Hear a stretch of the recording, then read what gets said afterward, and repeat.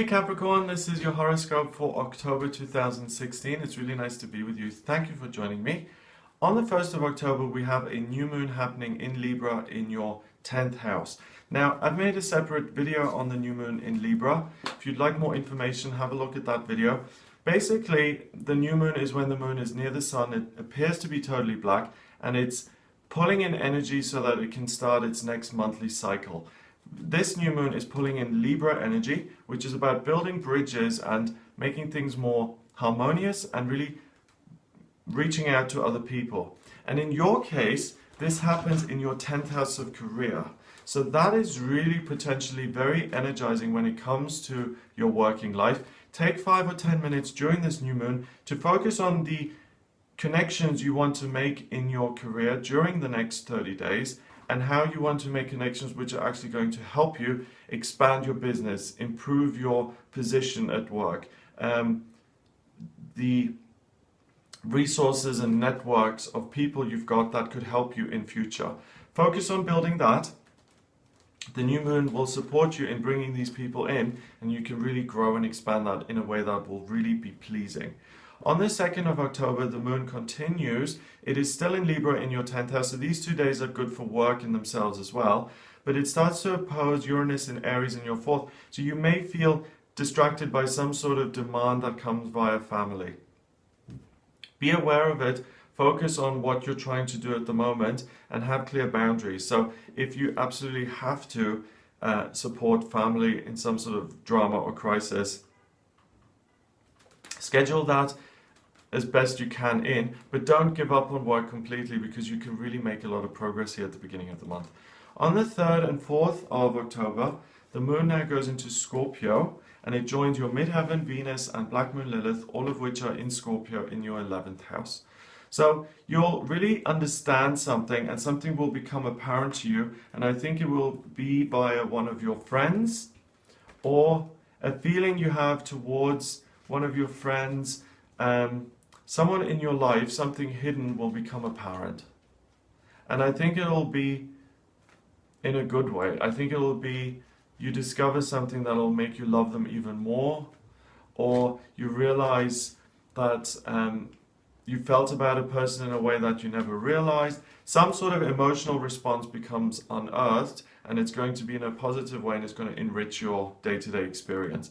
On the 5th of October, we've got the moon now going into Sagittarius. It conjunct Saturn in your 12th house. So spiritual development and doing something practical to develop your spirituality. So signing up for something like a yoga class or meditation, you'll feel very comfortable doing that and planning to improve your spiritual path.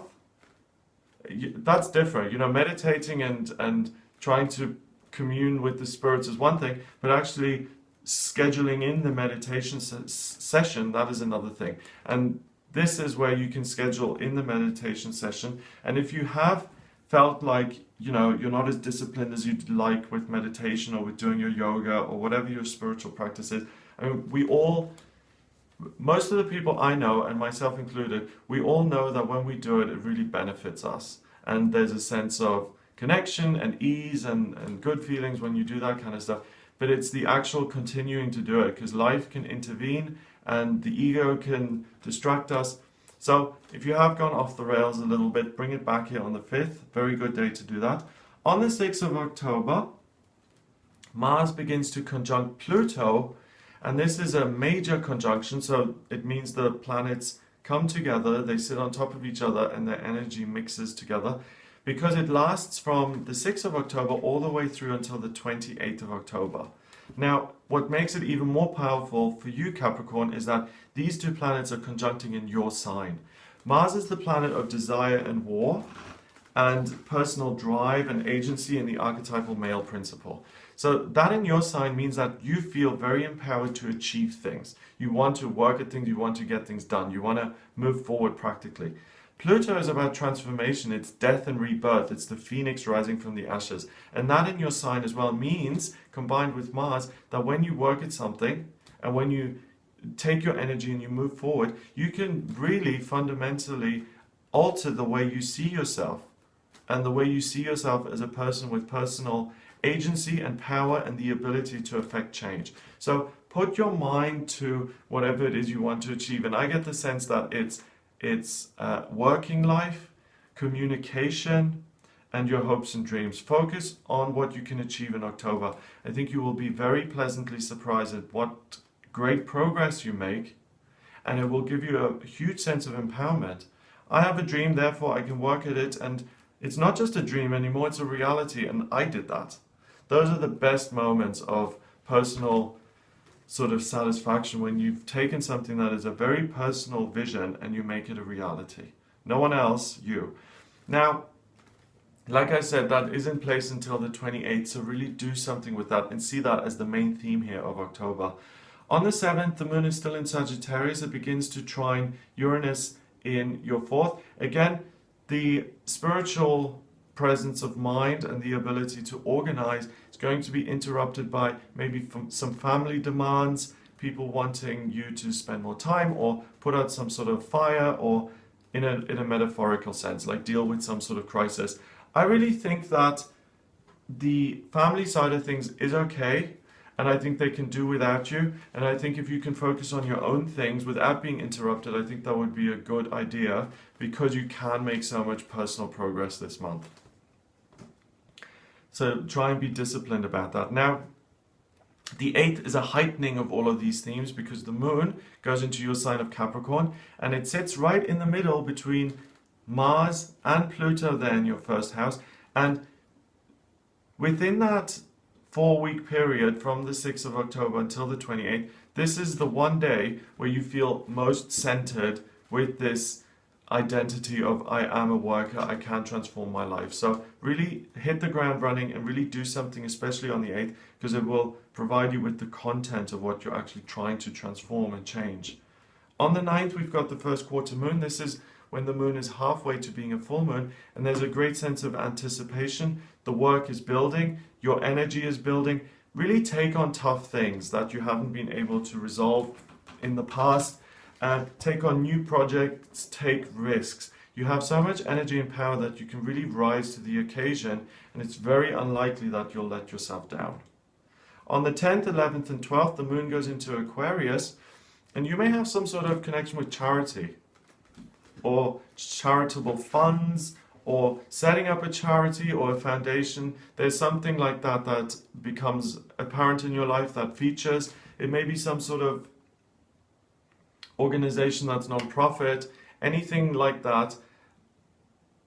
Don't ignore it, it's there for a reason, and I think there may be a financial opportunity there, or a career opportunity. So dig around and see what the hidden treasure is. At the same time, you've got a T-square happening in the chart, and it connects your part. In the past, you've tried to do things, and not all of those have been successful. The great thing about this month for you, Capricorn, is that you don't let those past disappointments stop you and ruin your dream. You know, I was thinking about this the other day. I was in France and I was walking along the beach, and I thought, you know, what is the difference between older people and younger people? Young people, when you're 18, you're so optimistic, you try everything, you take risks, because you don't know how badly you can fall on your face. You don't know yet how terribly you can fail. When you're 60, you've found out how terribly difficult and painful it can be to fail. And the problem with 60-year-olds is they become wary, and they say, I can't take that risk again. And they, even though they have the experience, they become more protective of themselves. And that's why they don't continue to take risks, because they realize how badly it can fail. The young kid doesn't have any experience, but takes a risk, and sometimes, not always, but sometimes they succeed because of that. So that's what this is about. Past disappointments are not going to stop you from moving forward this month. So even if you are that 60-year-old who's been bankrupt 3 times, and you're never ever going to try again, this October is the one month where you will feel, oh my God, maybe one last time, maybe one last attempt to make it happen, and really go with it, because you feel super empowered. On the 13th and 14th, the moon is now in Pisces, and it's in your 3rd house of communication. You're very in tune with your own intuition this month, Capricorn, and your spiritual strength, your spiritual power. Your higher self is guiding you, your guides, your angels, they're with you. And it's not in some abstract thing that it's like, oh, you know, Archangel Michael, did he just mention the letter A or something? It's not like that. It's everything comes together within your spiritual body and you just feel your way forward. Does that make sense? You feel what's the right thing to do and you don't question it and you just go ahead with it. So the 13th and 14th particularly, it's a great time to intuitively handle a situation and take action without overthinking it. So if something like that is an ongoing problem, revisit it on the 13th and 14th. You will intuitively know what the way forward is. On the 15th, the moon goes into Aries, that's in your 4th, and this is a good time to actually spend with family members and to have a barbecue or organize something with family and to enjoy yourself. That is heightened even more on the 16th when the full moon occurs in Aries in the 4th house. It's a good time to be around family members and to just be irreverent and to have fun and to enjoy yourself. This is called the hunter's moon, this full moon here, and doesn't mean you have to go hunting. It means that you feel energized by it and you feel like you are up to have fun and to enjoy the company of family members. On the 17th, the moon goes into Taurus and it creates a grand trine in Earth in this chart. And the big talent that you've got is a personal sense of reliance, a sense of confidence, personal strength that will allow you to pursue your dreams. So nothing is too big for you on this day. You know, so I try to keep things realistic and I try and look at things realistically. And sometimes people bite off more than they can chew. You know, sometimes people get so overzealous and so ambitious that they say, oh my God, yes, of course, I can do anything. Of course I can do the bungee jump. Of course I can do that.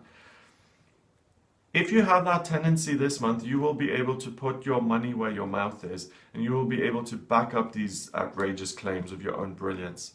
You really do have the confidence to see these things through. On the 18th, this is a great time to focus on romantic relationships, to have, if you have a physical connection with someone, you can really enjoy that on the 18th. It's a great time to just have fun again and to enjoy a personal sense of confidence. But over these 2 days, the 17th and 18th, you're very grounded and secure in your own body. So, you know, romantic relationships, going for a massage, doing sports, anything like that that's very physical and grounded will give you a great sense of fun and pleasure.